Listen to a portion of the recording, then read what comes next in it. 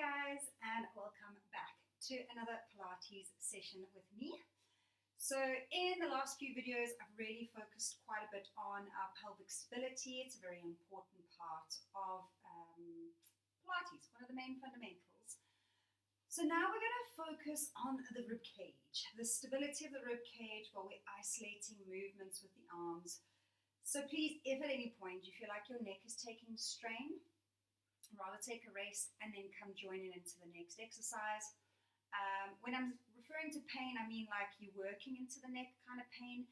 If you get anything that feels like a bad tweak or a really bad feeling, then please just stop altogether and then try again another day, maybe get a few stretches going. I will bring some stretches in today for you, just see if some of them do work. Okay, we're going to start off with our basic 3 foundational exercises just to get the whole body moving a little bit, and then we'll move on to that isolated movement in those shoulders. Okay, so we're going to start laying flat on our back again. We're going to start off with some gentle pelvic curls. So you're going to have your fist distance gap between the feet. You're going to have that pelvis in neutral, pubic bone, hip bones in line. You're going to draw the ribs down in a beautiful exhale so that that last rib is making contact with the mat. Neck is gently lengthened, arms down to the sides of the body. We take that lovely inhale. Exhale, we draw the tummy in. Tilt the pelvis like you're tucking your tail between your legs. Then you activate the legs to deepen that tuck. And then you start peeling the spine off the floor, 1 vertebra at a time. Leading with your pubic bone, your eyes run parallel to your thighs. We inhale. Exhale to sink and roll back down 1 vertebra at a time, softly lengthening the spine towards the heels, eye line to the ceiling, and return the pelvis to neutral. Let's go again. Inhale. Exhale, scooping the navel down, tucking that pelvis. Deepen that tuck just before you peel the spine off the floor. The knees are reaching forward softly and away. You take an inhale. And exhale, we're gently lowering down 1 vertebra at a time. Really just working through each part of your spine. Return to neutral. The return to neutral is very important because it releases the hip flexors and we just come back to a lovely soft position. And let's go 2 more. Inhale. Exhale, scoop, tuck, peel, rise. Grounding the inner feet to keep those inner thighs automatically lightly engaged. Inhale. This way the knees will stay aligned. Exhale, sinking to roll down. Your pubic bone is lagging behind. It's the last thing to return to its start position. And last time, exhale, scooping, tucking, peeling and rising up and off the floor for me. Remember that eye line must run parallel to the thighs, so the back of the neck is relaxed and long. Inhale. Exhale, sinking and lowering back down. All right, let's go for that lower body rotation. Bring the feet and knees together, arms out to a T position. We are going to have the arms either in line with shoulders or slightly below. Reconnect those ribs to the floor for me. Again, if you feel like the neck is taking strain when you pull those ribs down, just grab yourself a thin pillow. Stick it under the head. It'll make it a lot easier. All right, we're going to move on the inhale. So exhale, prepare. Inhale to rotate the hips to the left. You lifting your right hip and you're keeping the knees in line with each other. If that right hip slides towards the floor, your right knee is going to slide down the left thigh. We want them in line. We want those ankle bones and big toe knuckles to be glued together. And then we're going to exhale to draw the belly in, connect the ribs, and bring that load back to center. And we inhale to transition to the right. Initiate the movement by lifting that left hip up and over. Shoulder blades stay grounded on the floor. Fingers stay long. And you're going to exhale center, pelvic floor activated as we do. And let's inhale over to the left. Right hip lifting is initiating, not the knees dropping. If the knees dropping initiate the movement, your hips are going to go out of alignment and the knees are no longer going to be aligned. And exhale, we draw the tummy in, connect those ribs to come back to center. Inhale over to your right. Neck and shoulders should be relaxed throughout this movement. And exhale, draw that tummy in, coming back to center. And one more each way for me. We inhale to lift up over to the left. I know it feels weird to inhale over. It just flows better with your breath. Exhale, activate that core to lift your heavy legs back to center. And last one here, inhale to the right. Guys, if you're straining in the neck to bring the legs back, you've gone too far. We want to focus on the correct muscles doing the work. Exhale, draw in, and that's why bigger is not always better. So just make sure that you relax in the neckline and those ribs are connected. You should be good. So we're going to separate feet and knees fist distance apart. Baby V, open heels and knees to match. Interlace fingers, cradle the base of your skull. Thumbs are running down the sides of the neck. Now again, your peripheral vision is not when you look left and right to see the elbows. You need to be looking at one point at the ceiling, and then you lift your elbows until they come into your vision. That is your true peripheral vision. Okay, pelvis stays neutral, so there's no dropping that lower back into the mat. We're going to inhale, exhale. We nod the chin and lift the head first. Now your neck stays at that position and the body rises as a single unit. As you continue to exhale, pull the ribs down in towards the mat. Keep that tailbone down. Inhale. Exhale to reverse, lowering down. Keep those ribs beautifully connected. I want you to really focus on this rib connection here because it's really going to come into play for our next exercise, which is going to be a shoulder movement. We're going to inhale. Exhale, nod chin first, lifting up, and then continue rising through the rest of your spine. If your chin is all the way down, you're hanging on your neck, you know to lift your neck chin a little bit, rest the head in the hands, and pull the ribs down to continue lifting you up. Inhale, exhale down, keep those ribs connected. It's very easy to arch your back when you're lowering down, especially if you're tight in the front line of the body. Use it as an opportunity to stretch yourself out. Inhale. Exhale. Nodding chin, rising up. Inhaling to hold. Exhale down. When you're lowering down, think of lengthening the back of the neck gently for me. Stretching it out. Head resting in the hands, so neck in the front isn't holding on for dear life. And let's go last one. We're going to hold up. Inhale. Exhale. Nod chin lifting up. We're going for rotations. Inhale here. Keep the chin in line with the middle of the chest. Exhale. Roll over onto that left shoulder blade. Eyes past the thighs. My chin is still in line with the chest. I've not looked past. Those eyes can go as far as they want. Does not mean that those abdominals are doing any work. We want tummy work here. Inhale, center, keep your height. Exhale, rolling onto that right shoulder blade for me, looking past the thigh. It's not a far rotation. Inhale, center. Your pelvis still needs to stay neutral. Exhale to the left. Put a little bit of pressure in the right foot, and that right hip will stay grounded. Inhale to center, and we exhale over to the right-hand side for me. Good. Inhale, center. Now, if your neck is okay, to help you keep your chin in line with the chest, bring the hands together in front. Touch the fingers to the chin and the thumbs to your chest, and then exhale over to the left, and this will really help you keep that chin in line. You're going to get serious oblique activation. Inhale, center. You'll be more effective with this exercise. Exhale to the right, eyes past the thighs. Again, bigger is not always better.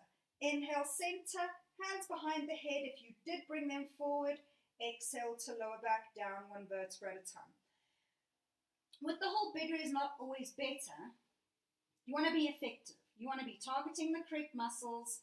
You don't want to be compensating to other places to get that additional range, because then you're just wasting your energy. If you take your time, keep your range appropriate, work with focus. You're going to get so much more work and you're going to get better results. So just keep that in mind when you are working in my sessions. All right, so it's just a little stretch out here for me. All right, we're going to go through a couple of basic shoulder movements laying down so that we can get the feedback of the ribs pushing into the mat. Then we're going to come up into seated and we're going to see if we can do it without having that feedback. So knees can be bent. Arms are going to be lifted up in front of us. Palms are facing each other. And your ribs are pulled down and connected for me. This is the very important setup. If this setup is inaccurate, then the exercise isn't necessarily going to do what we're wanting it to do. Okay, so we're going to do our shoulder drops first. This is where we're going to really get those shoulder blades to start moving. So I want you to keep the ribs connected. Inhale, reach the fingertips up towards the ceiling. I want you to be careful. I don't want the shoulders coming up to the ears.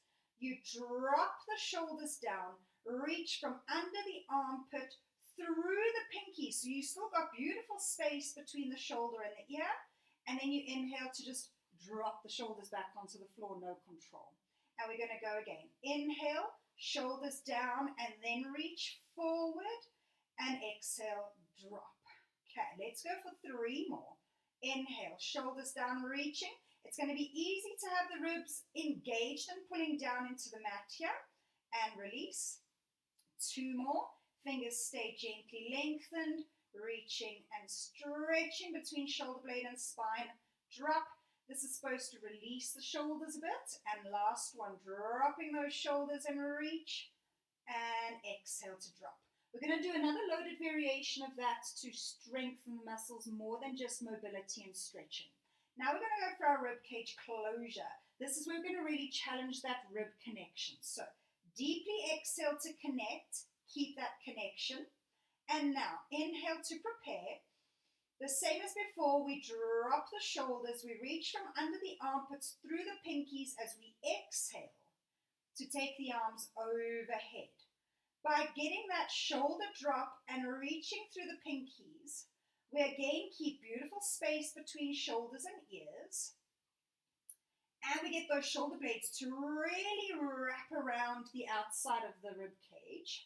You only take the arms as far back as you can, keeping that last rib grounded deeply. We're now stretching everything that connects to the shoulder down onto the rib cage. From here, we inhale to just bring the arms back up to shoulder height. You may find one arm goes further than the other. It's very common because we're dominant on one side, so that arm gets used a lot more. So don't worry if you do feel that imbalance. Maybe one thumb touches the floor sooner than the other.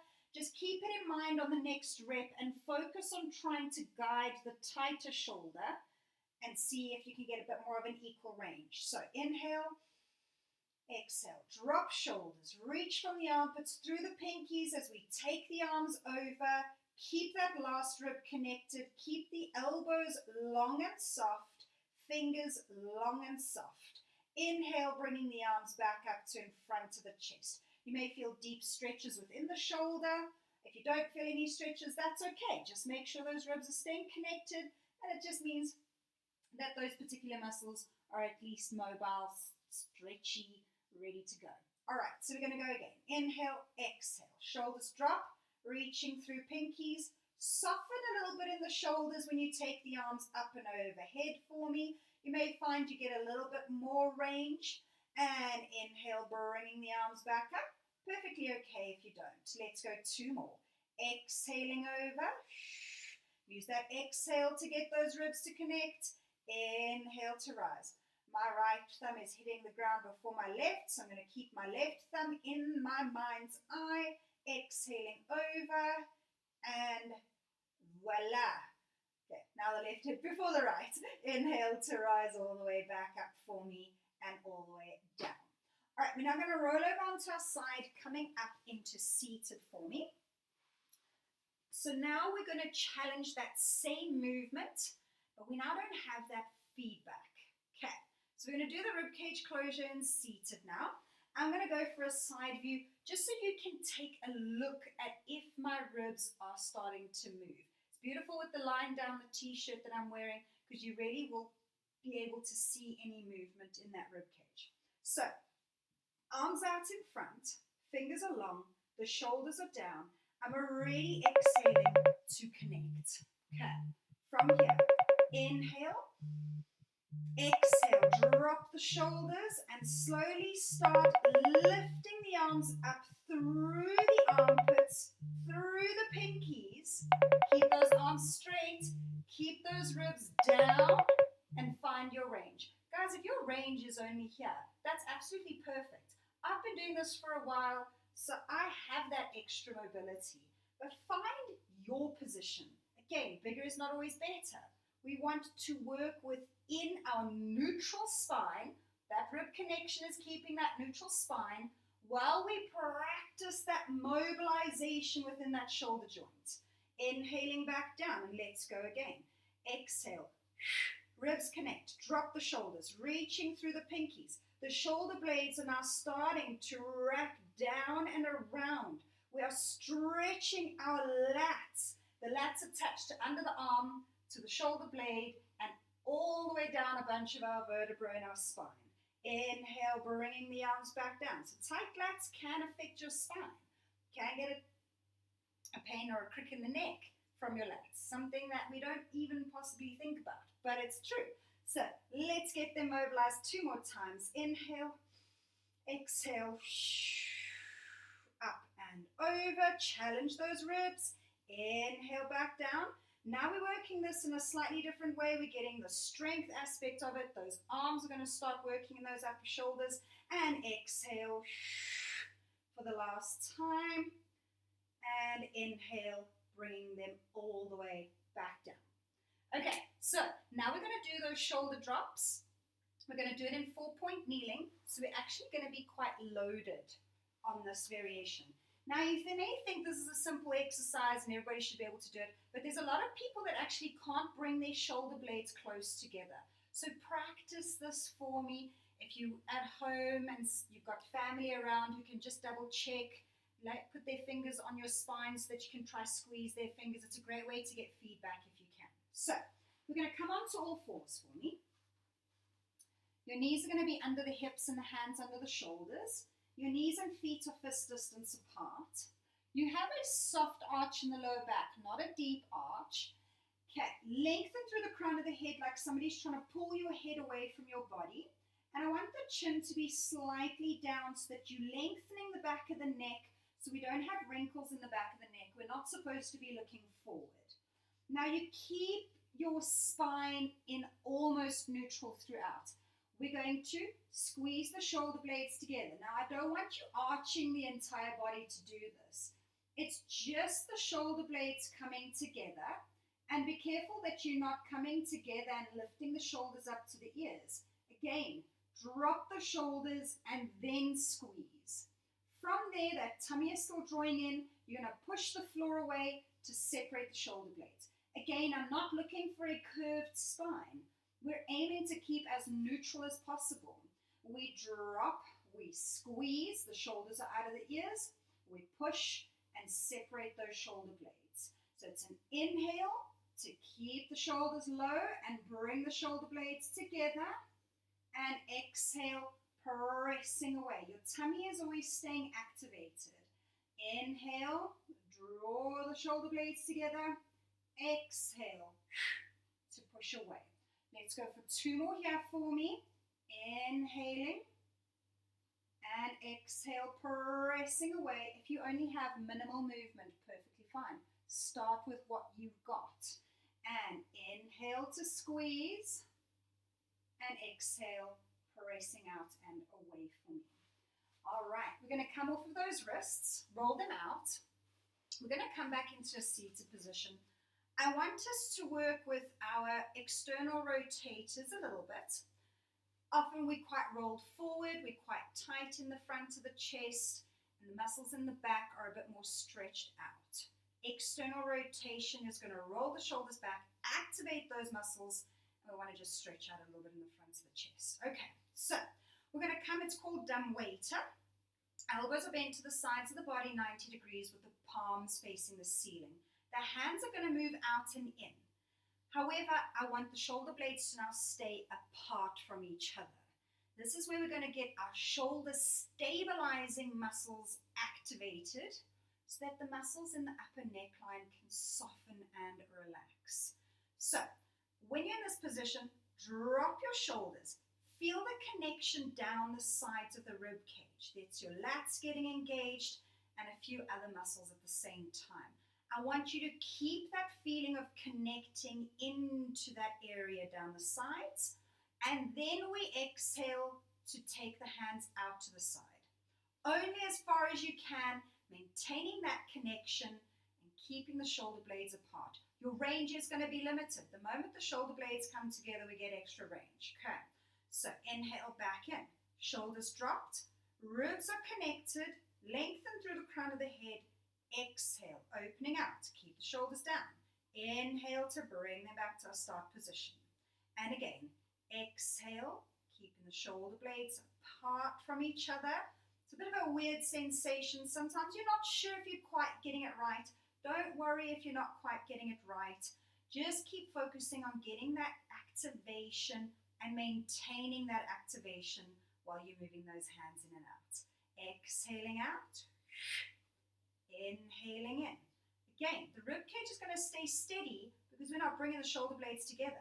The moment we bring the shoulder blades together, the spine has to move out the way. And it only does that by extending up so the shoulder blades can come together.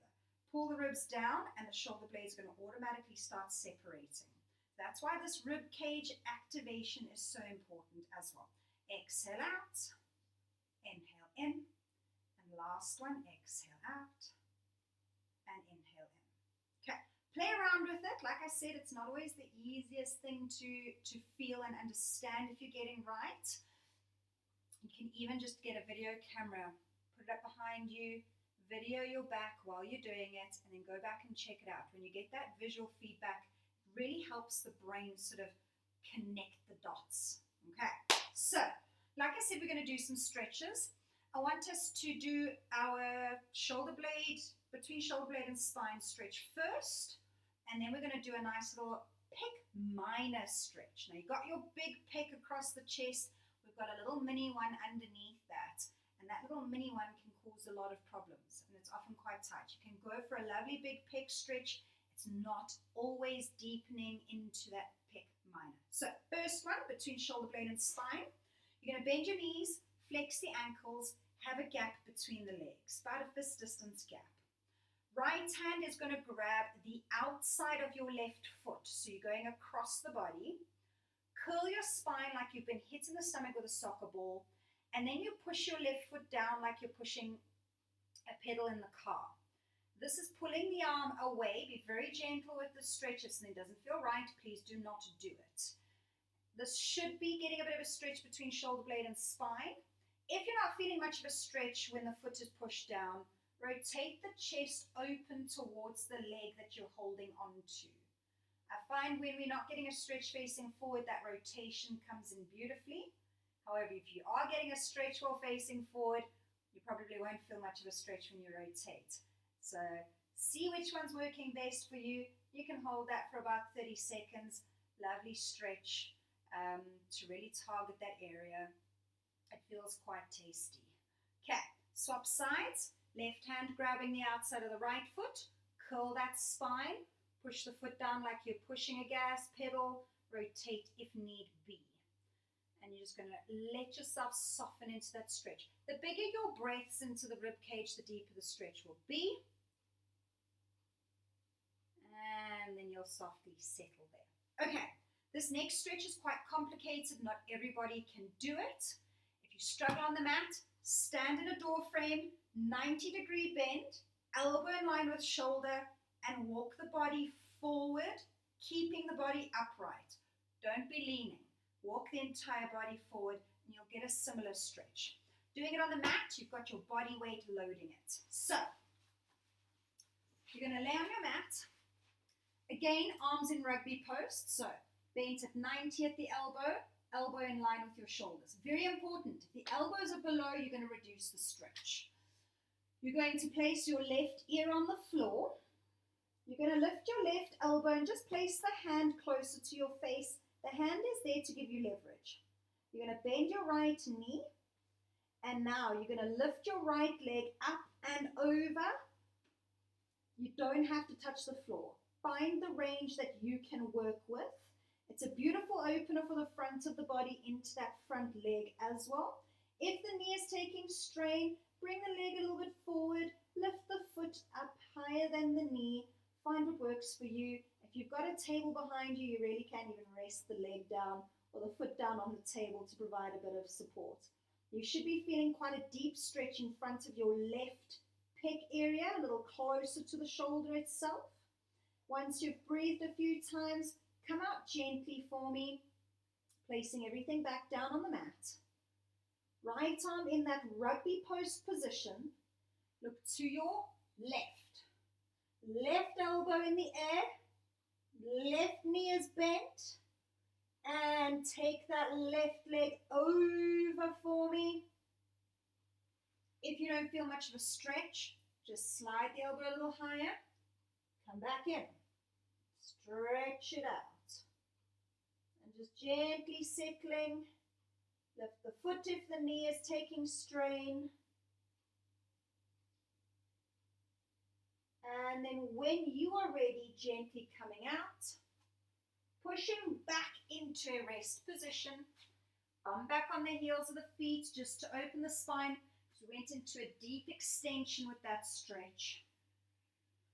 And then you slowly walk your hands in towards you to bring yourself back up.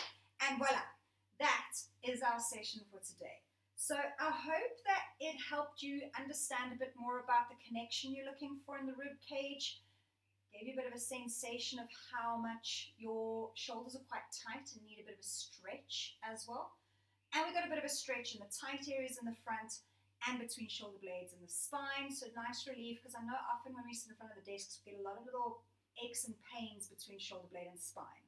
So I hope you enjoyed. I hope it got you a little bit more connected with the foundation in relation to the rib cage.